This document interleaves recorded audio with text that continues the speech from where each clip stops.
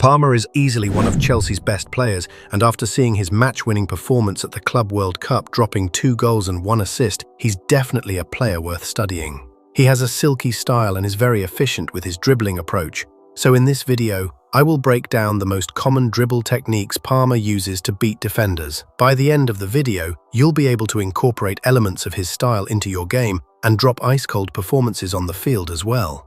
Let's begin. The first skill we'll analyze is the fake shot. Palmer uses this skill a lot in his games, and it's such an effective skill to use when you want to create extra space for a shot or cross. Let's analyze this clip.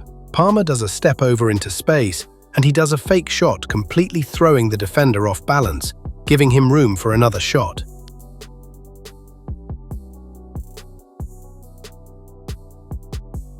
The fake shot was so good, even the cameraman was thrown off. What areas on the field is the fake shot most effective?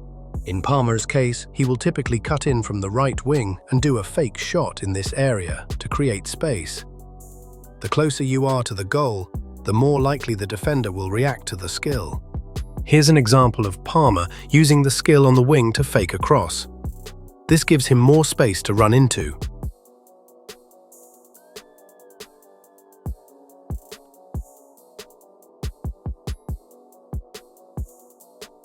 The next skill we'll focus on is Palmer's first touch. This aspect of his game can easily be overlooked because it's not flashy like rainbow flicks or Rabonas, but his great first touch is part of the reason why he gets past so many players. Like this clip, for example. Notice how Palmer knocks the ball ahead of himself and the defender on his first touch. Having a good first touch isn't just about being good on your feet, but also having good situational awareness.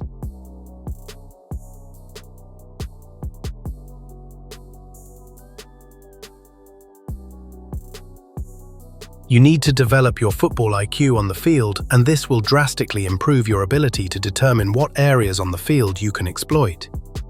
Every situation will be different, so in order to sharpen your skills, you need to play more matches with people. Cone drills are helpful as well, but the best approach will be playing as many friendly or real games as possible. The last skill we'll focus on is the ball drag.